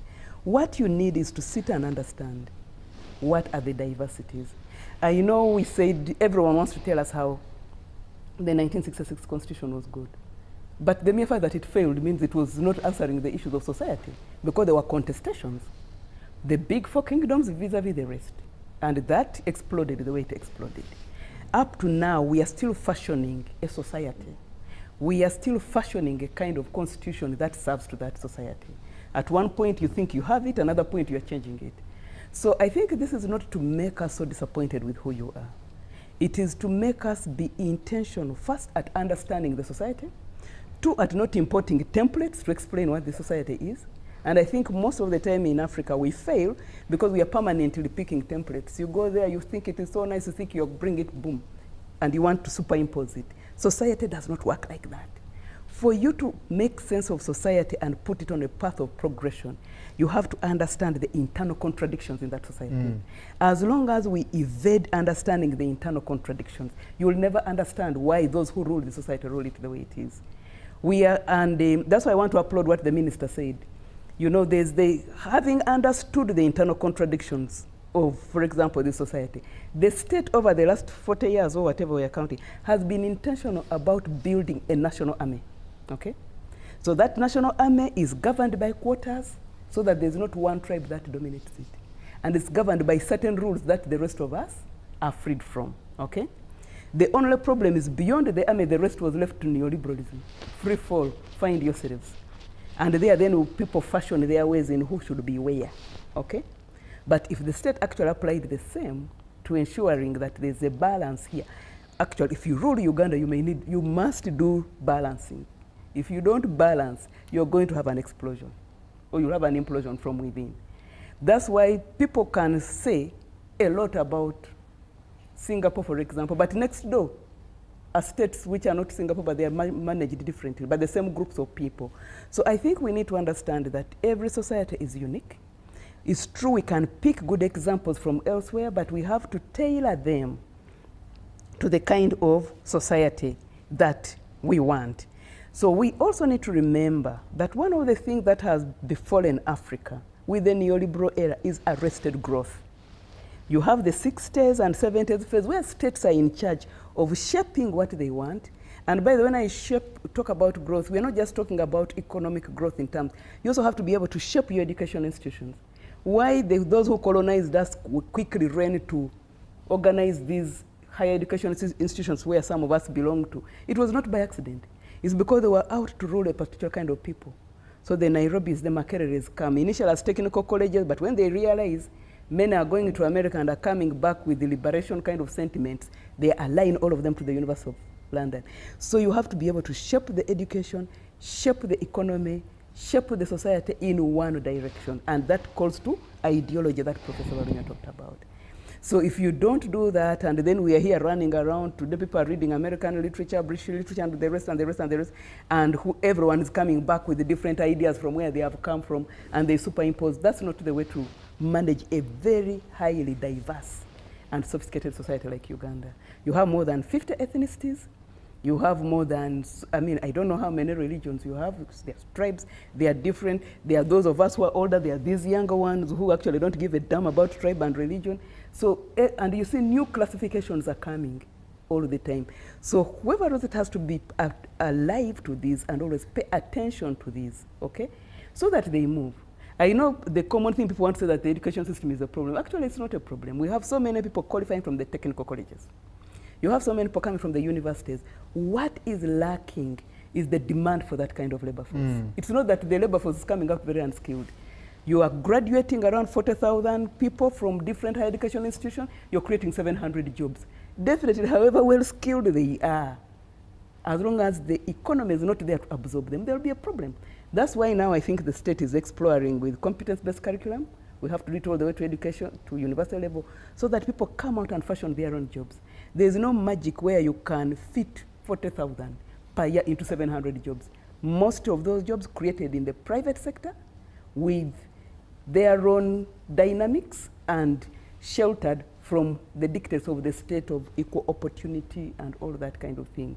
So it's not very much a question of education, it's very much a question of the economy. What economy are we building? And if you want to build a particular kind of economy, what taxation should move with that economy? With that economy to enable growth, okay? What kind of safety nets do you provide for people there? Otherwise, if we leave people to take loans and then the banks are ripping them off and many men are committing suicide because they have bank loans, of course that cannot build. When people are into borders and the rest, and then you have an education sector, which is, that's why we should pay attention each time we read about the boatloads of Africans dying in the Mediterranean. Because the economy is in one direction, the education is in another direction, and people are suffering like that. So we should not see this as a discussion of Uganda, but it's actually a discussion of because what is in Uganda is everywhere on this continent. It is shaped by a particular history, but also shaped by a certain kind of context. So it is not just about, okay, so what is that thing we should do about diversity? Every African country is diverse, by the very, very diverse, apart from the small ones like Rwanda and Burundi. The majority are diverse, and each of the rulers there is struggling in a particular way. Each one is fashioning a model of containment. And it is really a struggle, it's a balancing act. But let us understand the context, let us be alive to the internal contradictions and plan with those in mind, not to superimpose models and templates and think it will work, it will explode. Finally, Professor, because you mentioned understanding our society, you also mentioned the economy, but also the context and the change, the diverse changes that keep coming, especially when you mentioned Arthur and I, we are expecting different things. Our expectations are different. They're not looking at the past, not looking at... You don't even want to know about the past. We are... But the question that I put to Professor Balinyua, and I still want to ask you, because Tanzania had the Umoja. Singapore had a system that they decided to go. What is that thing? Because... What is the population of Singapore? It is a city-state. And actually, those who have compared Singapore with its neighbors, India and Malaysia, will tell you that the model of Singapore would never have worked there. The neighbors were actually fashioned differently. And that's what I'm saying, pay attention to detail. Under Nyerere, Tanzania actually went that particular way.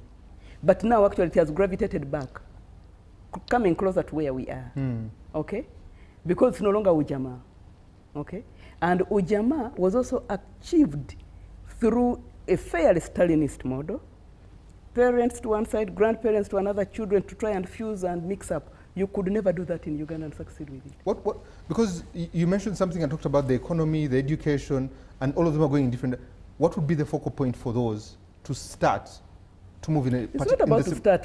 First of all, I started by saying that Uganda as we know it today, or the African state as we know it today, is a colonial creation. These people managed themselves in their tribes and in their kingdom, and they had fashioned their culture over thousands of years.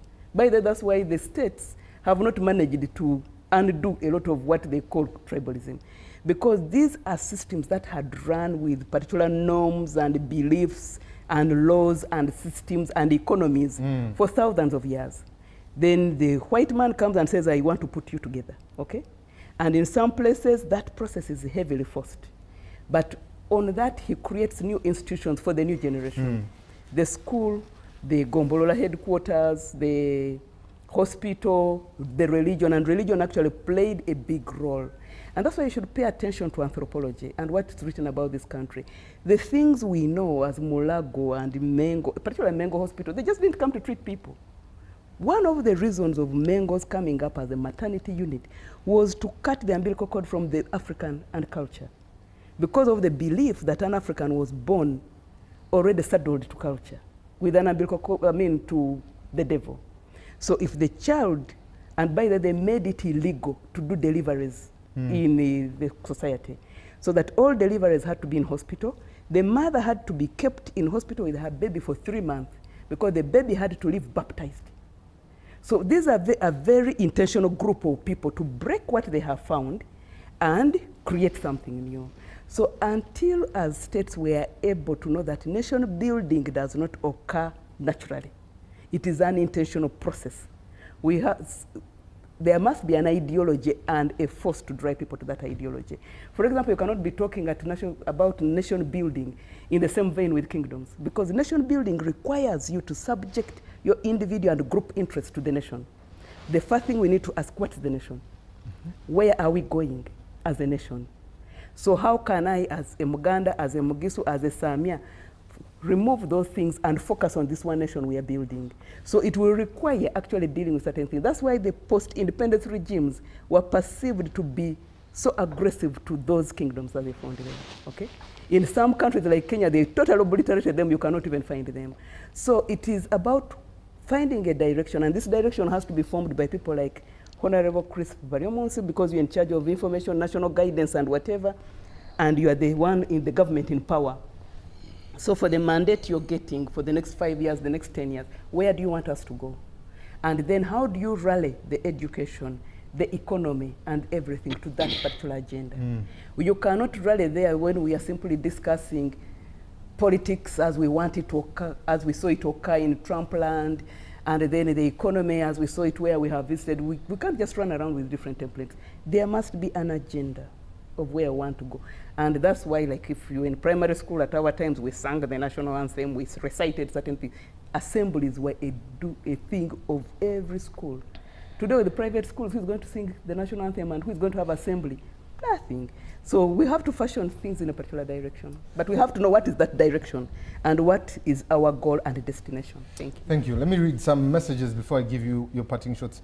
Timothy, thank you for the show. I like what Professor said. We must understand society. I believe that each of the panelists has children or grandchildren who are Gen Zs. The focus of these people could be engulfed with industries like sports, entertainment, government, and could solve high unemployment problems. This is James from Buddo. Okay? Thank you, Timothy, for the show. I like what Honorable Segona has said. Honorable Segona, this reminded me someone who gave you their daughter on the show. And I would like Honorable Segona, I like what he has articulated in the issues, and he has a lot of federalism embedded in him. Atenyi from Busunju in Mitiana. Okay? The message himself. Giving it, Timothy, NRM is absolutely protecting the gains of prioritizing regime survival over the rule of law. Everything that keeps their grip on power is normal to them, whether good or bad. This is at Rino Timothy in Makere. Okay?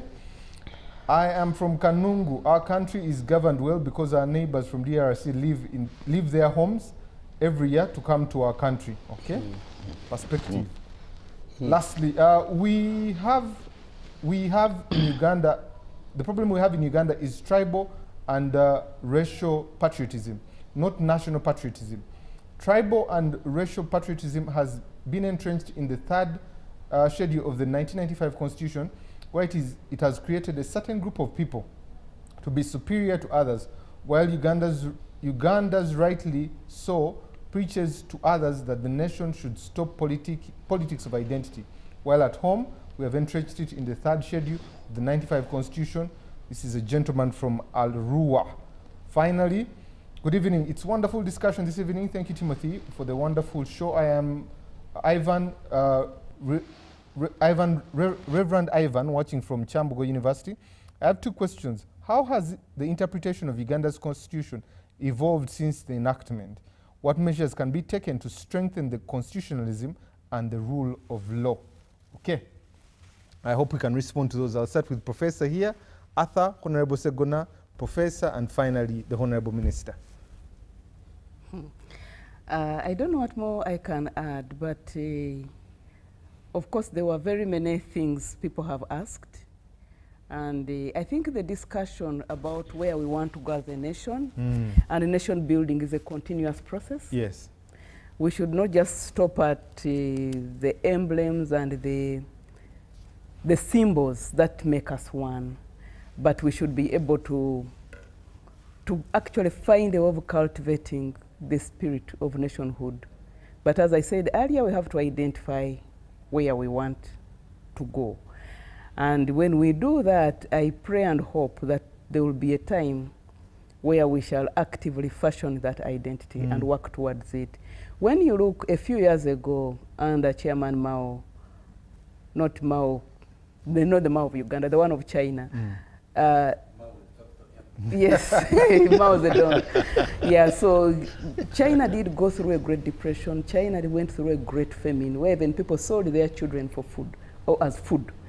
And today, China is a big power because it's clear what it means to be Chinese. You can see how the economy has been fashioned in that direction, how the education has been fashioned in that direction. The prioritization of the state is very clear.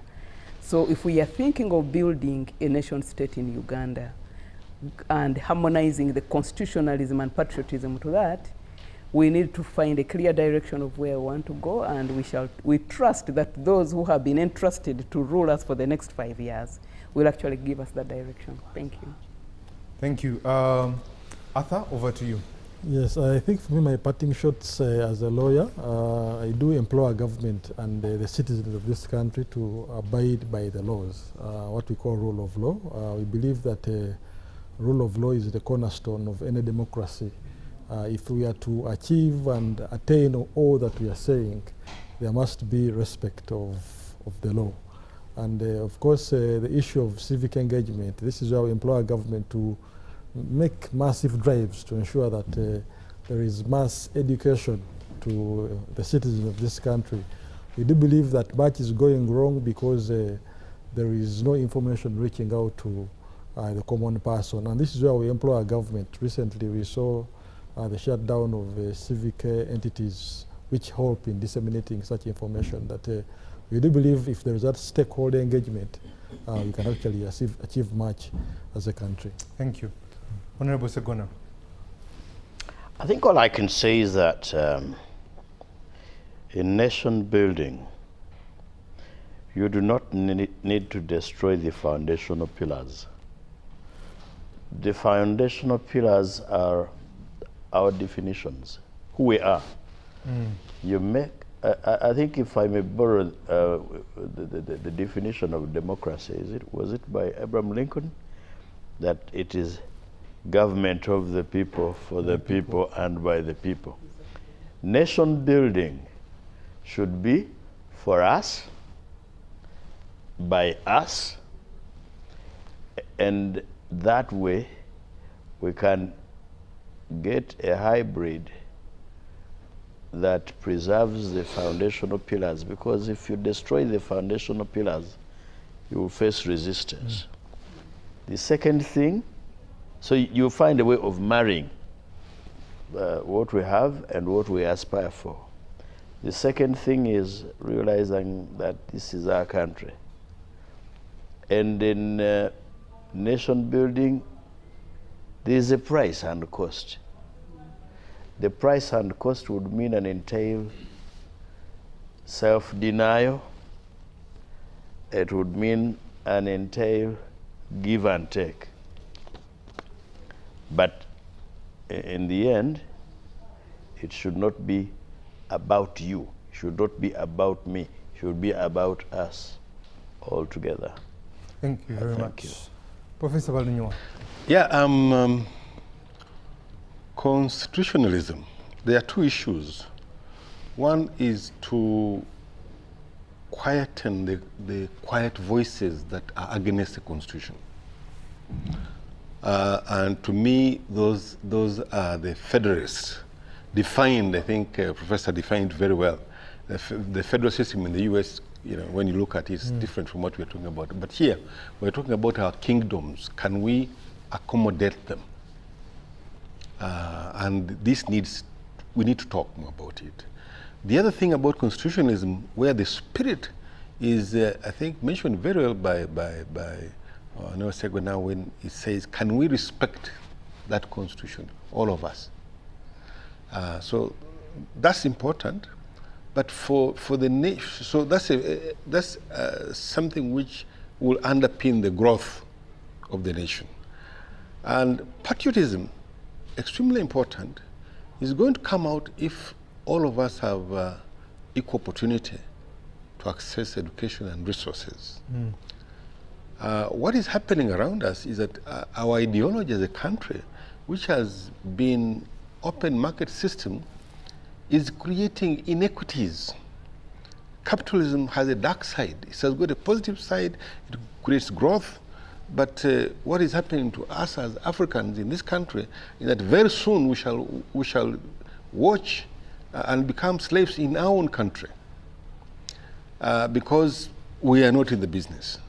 So we need to refine our ideological orientation to be able to accommodate Ugandans as patriots and be able, and this is coming through equal access to education, because a large number of Ugandans are not educated.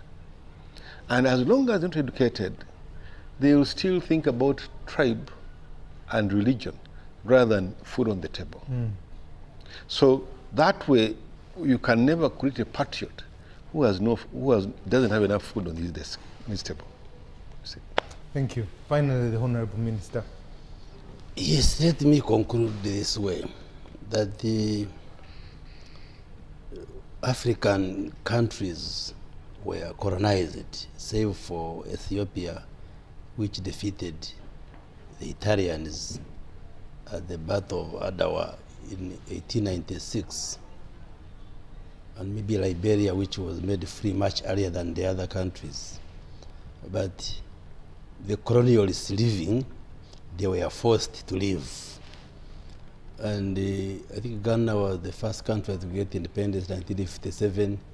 Others followed suit in the 60s, 70s, with South Africa coming late in 1994.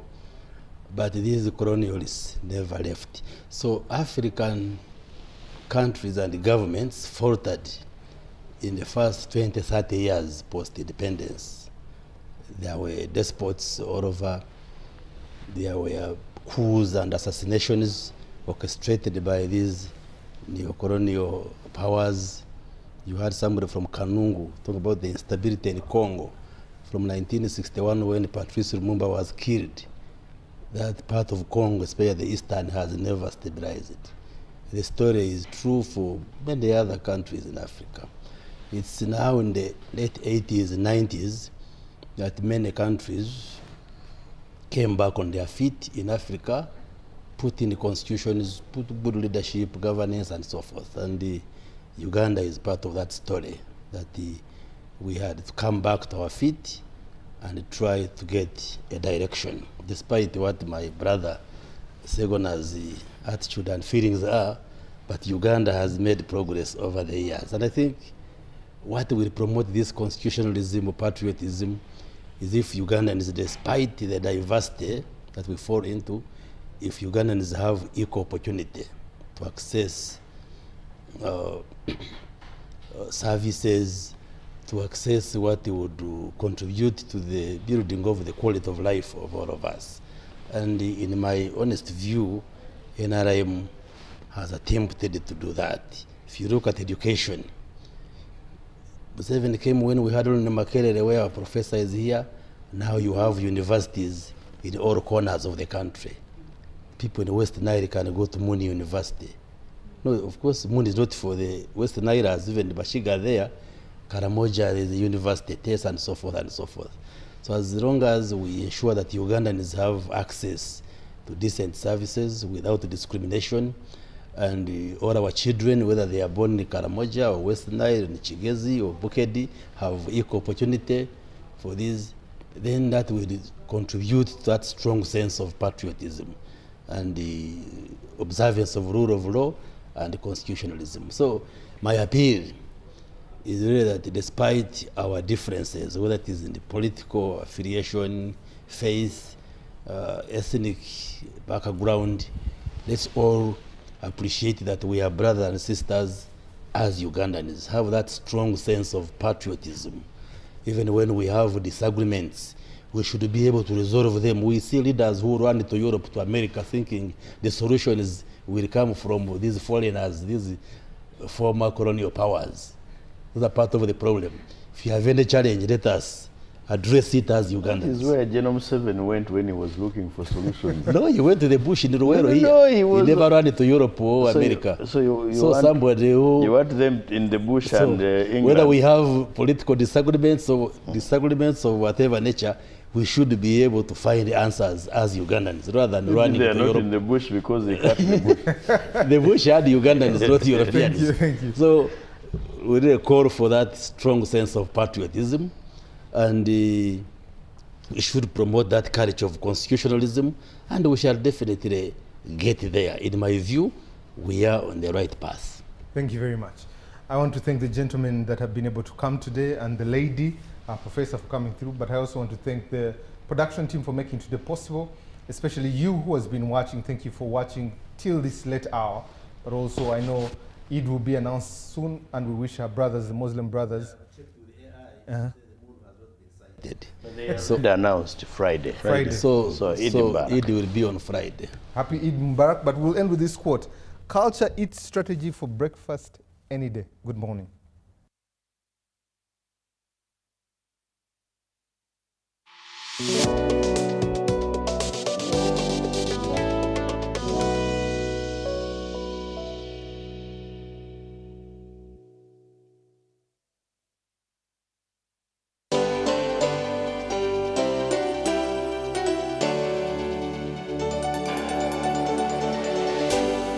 UBC, inspiring Uganda. In a nation hungry for truth, a world where every story matters, there exists a beacon of trust and reliability. For decades, they've been our voice and our window to the world, holding the mirror of our history. With 4 TV stations and 11 radio channels spanning 27 languages, they stand as guardians of information, defenders of truth. With Mascari Heritage Advantage, they uphold every citizen's right to reliable and free information. Their archived stories shaped our past and illuminate our present. Yet now, as new challenges arise and the world evolves, their mission faces its greatest test yet. Be part of our journey and let's navigate the unknown, uncover the untold, and safeguard our future together. Tune into your public broadcaster, for it is the intersection of trust and truth. Because to UBC, your story, every story, and every voice matters. UBC, inspiring Uganda.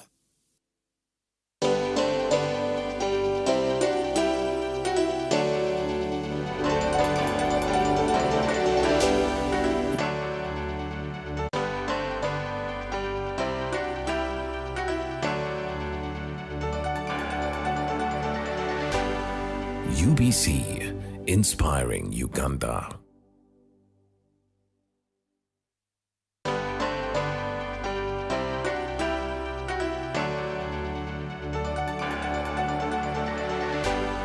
UBC, inspiring Uganda.